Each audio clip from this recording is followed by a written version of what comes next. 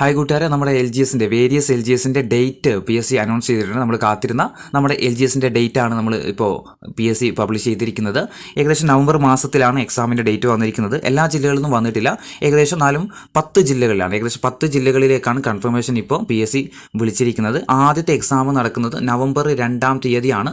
കൊല്ലം, പാലക്കാട്, കാസർഗോഡ്, വയനാട് ഈ ജില്ലകൾക്കാണ് നവംബർ 2-ാം തീയതി എക്സാം ഉള്ളത്. അതുപോലെ നവംബർ 23-ന് കണ്ണൂർ, മലപ്പുറം, പത്തനംതിട്ട ജില്ലയിലും, അതുപോലെ നവംബർ 30-ന് തിരുവനന്തപുരം, തൃശ്ശൂർ, കോട്ടയം ജില്ലകളിലായിട്ടാണ് എക്സാം നടക്കുന്നത്. അപ്പോൾ ഈ ജില്ലകളിലെ ആളുകൾ എന്ത് ചെയ്യുക, ജസ്റ്റ് ഒന്ന് പ്രൊഫൈലിൽ കയറിയിട്ട് നിങ്ങളുടെ കൺഫർമേഷൻ എന്ന് പറയുന്ന സ്ഥലത്ത് നിന്നുണ്ടാവും.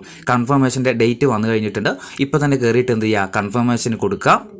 ബാക്കി വരുന്ന ജില്ലകൾക്ക് നമുക്ക് ഡിസംബർ മാസത്തിലായിരിക്കും എക്സാം നടക്കാൻ പോകുന്നത്. അപ്പോൾ ഈ ഡേറ്റ് വന്ന ജില്ലക്കാർ, ഏകദേശം 10 ജില്ലക്കാർക്കാണല്ലോ ഡേറ്റ് വന്നിരിക്കുന്നത്. ഈ ജില്ലക്കാർ എന്ത് ചെയ്യാമെന്നറിയോ, കറക്റ്റ് ഒരു സിലബസിലൂന്നിയ പഠനത്തിലേക്ക് പോകേണ്ട ടൈം ആയിട്ടുണ്ട്.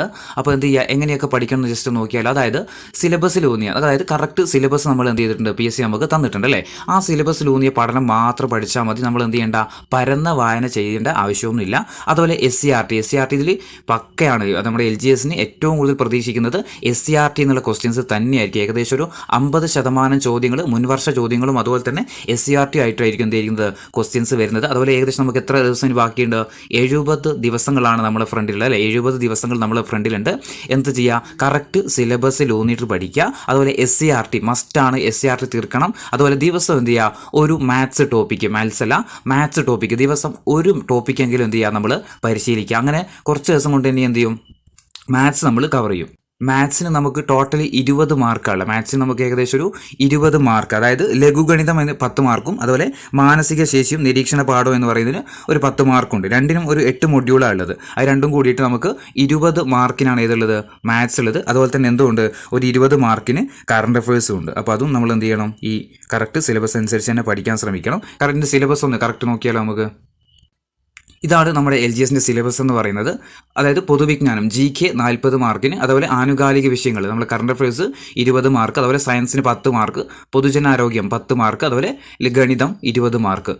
കറക്റ്റ് സിലബസ് അടിച്ച് നമ്മൾ എന്ത് ചെയ്താൽ പഠിച്ചു കഴിഞ്ഞാൽ സുഖസുന്ദരമായിട്ട് നല്ലൊരു റാങ്ക് വാങ്ങാൻ പറ്റിയ എക്സാമാണ് ഇത് നമ്മുടെ LGSൻ്റെ എക്സാം എന്ന് പറയുന്നത്. നിങ്ങൾ ഈ LGS ചെയ്യുന്ന ആളുകളാണെങ്കിൽ ജസ്റ്റ് നമ്മൾ ഈ ചാനൽ ഒന്ന് കയറി കഴിഞ്ഞാൽ നമ്മൾ എന്ത് ചെയ്യുന്നുണ്ട്, ഇപ്പോൾ ഓൾറെഡി LGSൻ്റെ സിലബസ് കംപ്ലീഷൻ ചെയ്യുന്ന ഒരു ചലഞ്ച് ആരംഭിച്ചിട്ടുണ്ട്. ഏകദേശം 10-13 ദിവസമായിട്ട് നമ്മൾ തുടങ്ങിയിട്ടുണ്ട്. അപ്പോൾ അതിൻ്റെ കൂടെ ചേരാൻ ആഗ്രഹിക്കുന്ന ആളുകൾ എന്ത് ചെയ്യാണെന്നറിയോ, ജസ്റ്റ് നമ്മുടെ ചാനലിൽ കയറി കഴിഞ്ഞാൽ കറക്റ്റ് സിലബസ് വൈസ് എന്ത് ചെയ്യുന്നുണ്ട്, നമ്മൾ ക്ലാസ്സുകൾ ഇടുന്നുണ്ട്.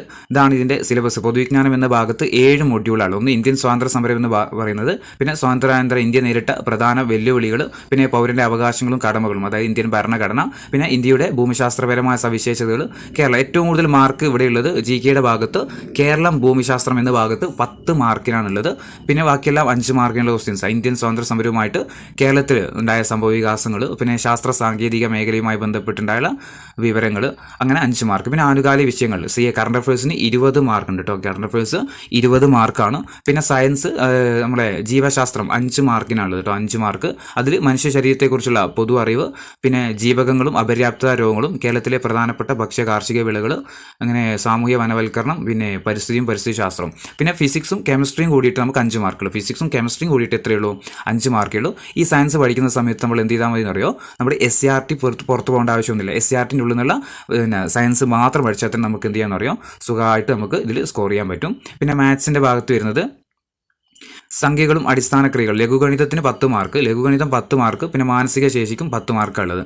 ശ്രമിച്ചു കഴിഞ്ഞാൽ 20-ൽ 20 മാർക്കും സ്കോർ ചെയ്യാൻ പറ്റിയ ഏരിയയാണ് ഇത് നമ്മുടെ മാത്സ് എന്ന് പറയും. 20-ൽ 20 നേടാൻ കഴിയും. കാരണം നമുക്ക് എന്തില്ല, LDCൻ്റെ പോലെ വൈഡായിട്ടുള്ളൊരു സിലബസ് ഒന്നും മാത്സിന് കൊടുത്തിട്ടില്ല. ചെറിയതേ ഉള്ളൂ ഏത് നമുക്ക് ഇതിന് LGSനുള്ളൂ.